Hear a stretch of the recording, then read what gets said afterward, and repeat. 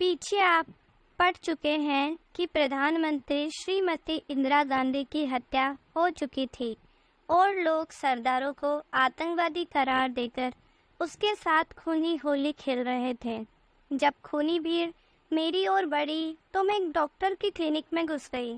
कई जिस्मों को भोगने का दम भरने वाला वह डॉक्टर मुझे भी अपनी मर्दानी बाहों का स्पर्श कराने के लिए मेरे सामने दाना डालने लगा। अब आगे पढ़िए। दंगे फसाद के बाद की शांति मेरी आंखों के सामने थी। उस शांति में एक अजीब सा कड़वाहट भरा मातम छाया हुआ था। मेरे मन को डांडस बंधाने के लिए सब काफी था। मैं मन ही मन बुदबुदाई, सिर्फ मैं ही दुखी असहाय नहीं हूँ। दंगे फसाद की शिकार ये सभी लोग मेरी ही तरह बेबस और लाचार हैं। जब इनमें जीने की शक्ति है तो मुझे क्या हुआ जो मैं हताश निराश हूँ। टूटी दुकानें फिर से बनाई जा रही हैं, चोट खाए लोग मरहम पट्टी करवा रहे हैं, तो क्या मैं अपनी मरम्मत नहीं कर सकती? जो टूटता है वही जुड़ता भी है। जुड़ना जिंदगी है, टूटना मौत। मुझे पुरुषों की औकात का अंदाजा लगाना है। वे अब तक औरतों को ही तोड़ते आए हैं।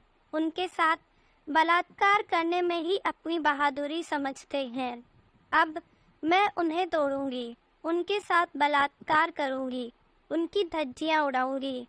यही सोचते सोचते मैं एक होटल के गेट, तो बाहर रहकर क्या करोगी? अंदर जाओगी तो तुम्हें अच्छा अच्छा खाना मिलेगा।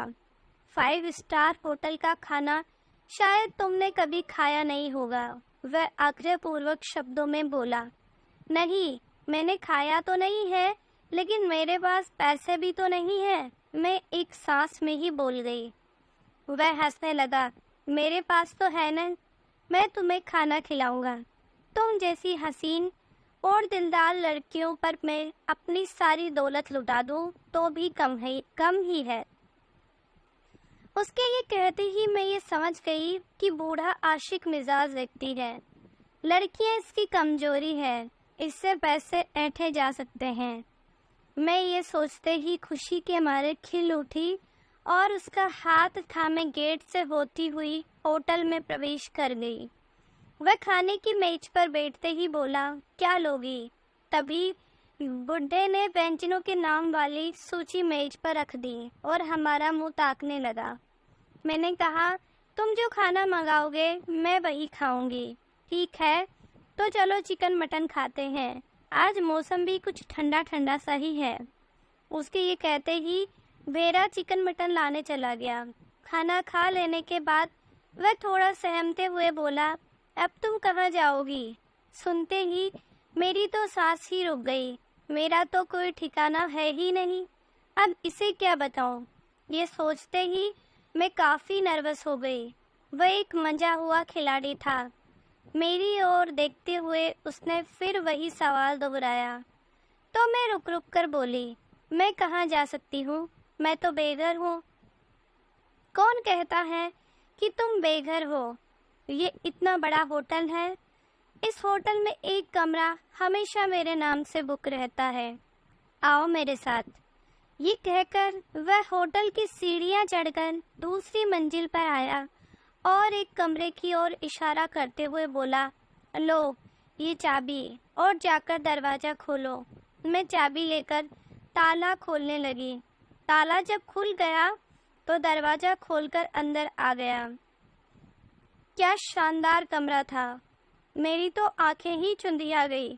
तभी किसी की मर्दानी के स्पर्श का एहसास हुआ।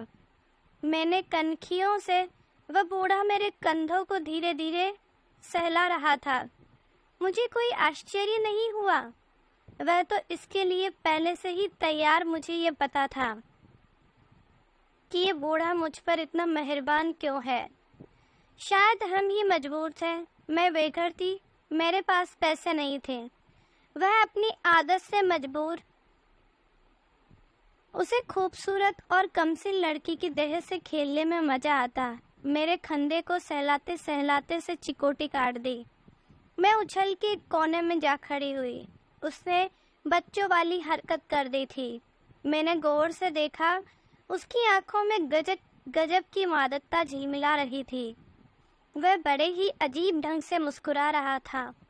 मैंने कई युवा पुरुषों से भी यौन संबंध बनाए थे, लेकिन उनमें से किसी ने भी मुझे कोई पीड़ा नहीं पहुंचाई थी।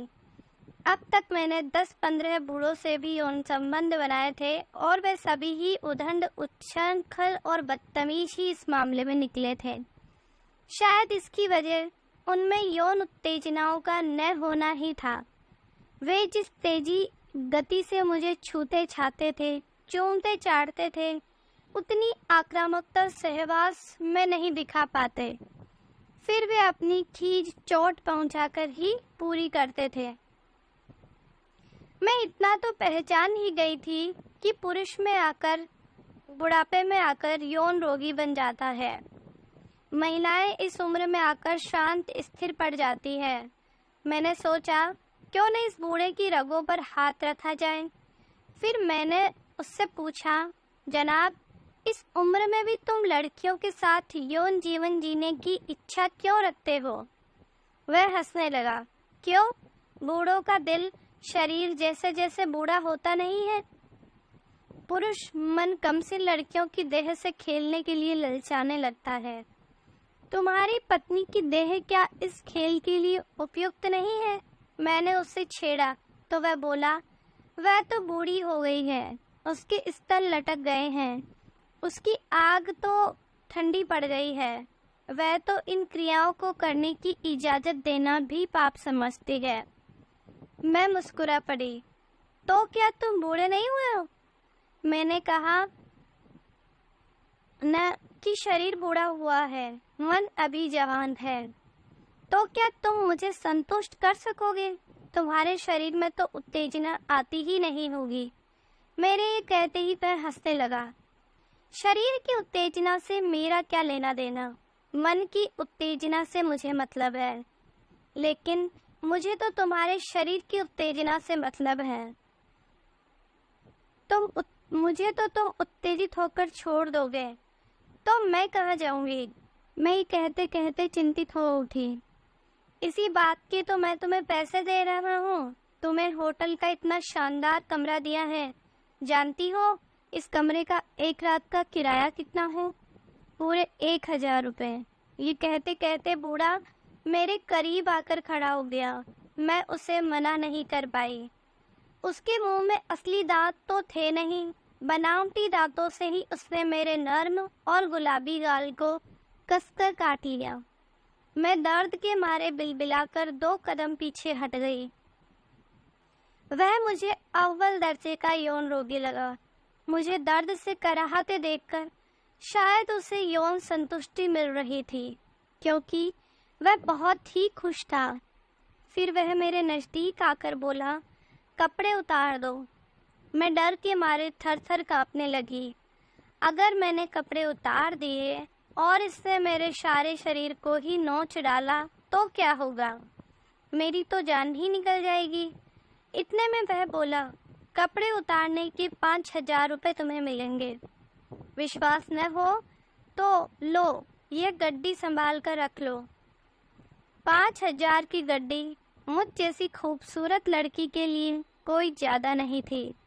मैं तुरकती हुई बोली, मेरी कीमत तुमने 5000 ही लगाई है। तुम जैसे पोपले बूढ़े के हाथ तो कोई बुढ़िया भी नहीं आने वाली। मेरे ये कहती ही वह हंसने लगा। फिर बोला, तो क्या है तुम्हारी कीमत?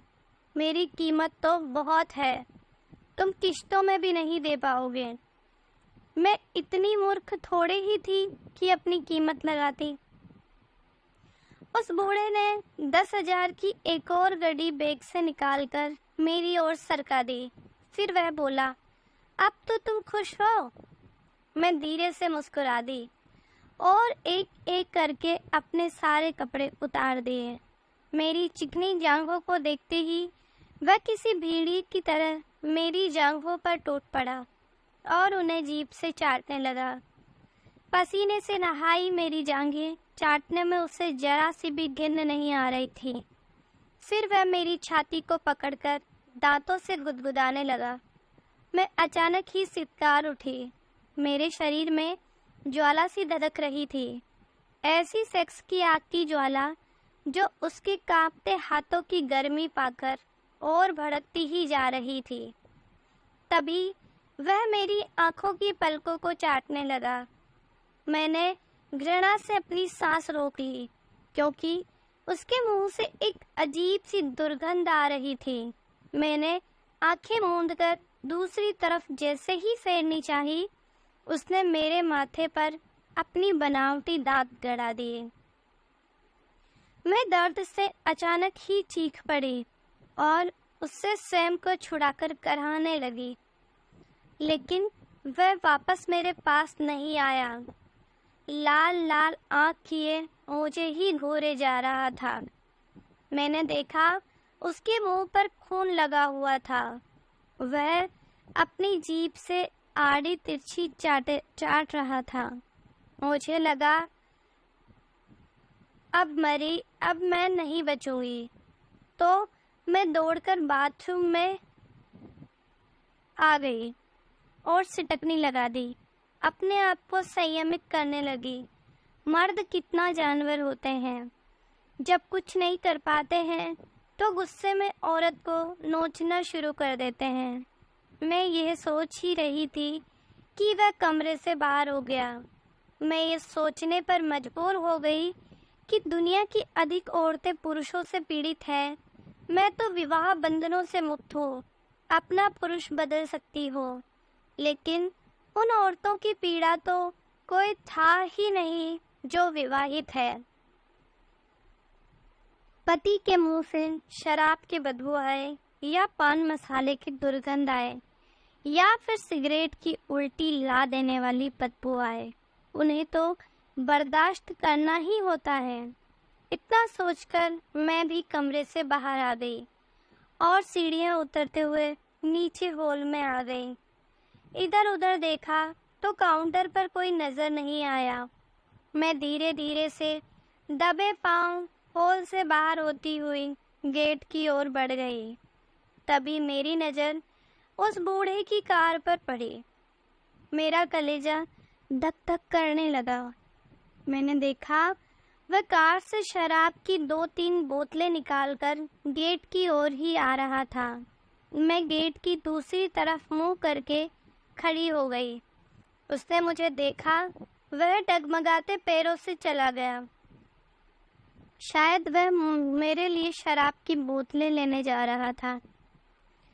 उसके जाते ही मैं गेट से बाहर आ गई और पैदल ही सड़क पर दौड़ने लगी। मैं बुरी तरह से हांफ रही थी। एक खूबसूरत अकेली औरत के लिए दुनिया की राहें कितनी पथरीली और कठिन होती है। मेरा तो दम घुटने लगा था, लेकिन मैं अब उतनी परेशान और चिंतित नहीं थी। मेरे पास पूरे 15,000 रुपये थे। मैं किसी भी शानदार होटल में कुछ दिनों तक चैन से रह सकती थी।